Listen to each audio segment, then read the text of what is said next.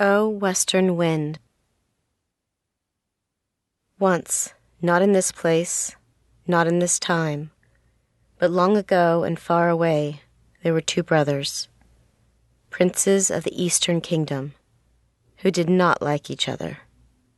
After the contention that arose after the death of the king their father, the most noble prince Min-ho, whose mother had been a lowly slave, found himself even more derided.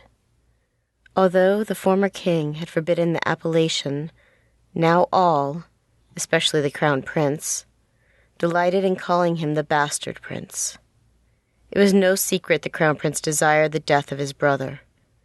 But Prince Min-ho was likable, wise, honorable, and good. And ridding oneself of a bastard half-brother is a complicated matter. So the crown prince could not without much trouble dishonor or assassinate him.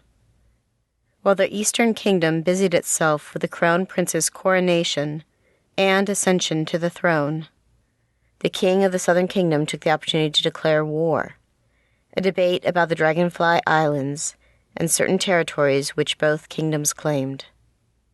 The royal advisers thought it best that Prince Min-ho be sent across the seas to command the king's armies. There, whether the bastard prince lived or died, he would be far from his royal brother's gaze, and the palace could have peace. But Prince Min-ho did not die. Instead, he proved himself a victorious warrior, loved by his men, gentle toward his captives, honored by the inhabitants of those disputed isles. His fame reached far and wide, and of course it returned to the ears of the king, his brother.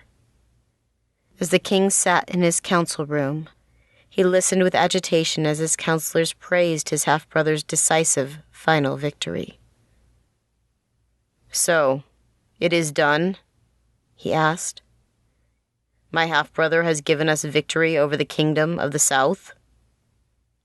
"The king of the Southern Kingdom now covers his head with shame, your majesty," Minister Kim declared, beaming. "Ah," the crown prince said, not taking care to hide his displeasure. The aged Minister Wu approached, his red and yellow royal garments glowing like the eastern sunset. "Your Majesty, no doubt this victory has won us peace for many years.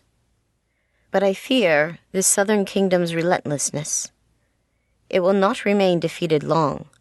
In 10 years, this king, or his son, or some pretender, will again rise up against us. Have they not always done thus? I suggest the question of these territories be settled once and for all." Minister Wu paused to look about at the officials, advisers, generals, and courtiers. "Give me leave to speak all my heart." The king answered, "Say on." Minister Wu bowed low, kept his gaze toward the floor. "My king, your dislike of your brother Min-ho is no secret. Although he was the son of a lady-in-waiting, a woman who was a captive slave, the boy showed the distinctive marks of all the king's legitimate sons: small ears and a pointy earlobe. Moreover, he did not share the same illnesses of his mother's other sons, her older 2 sons dying in their youth, and her youngest doing the same. Thus the king honored Min-ho as he did all his bastards, raising him with the royal princes and the sons of his concubines, even with you, the son of the queen. All know the rumor that your mother, the queen, was poisoned by Min-ho's mother. But Min-ho is keen of wit, wise, humble, and kind-hearted. So he has earned a special place in the people's heart, despite all the evil his mother committed." Minister Wu paused as audible gasps rose up among the counselors. But the king bade his trusted adviser continue. Minister Wu kept his head bowed.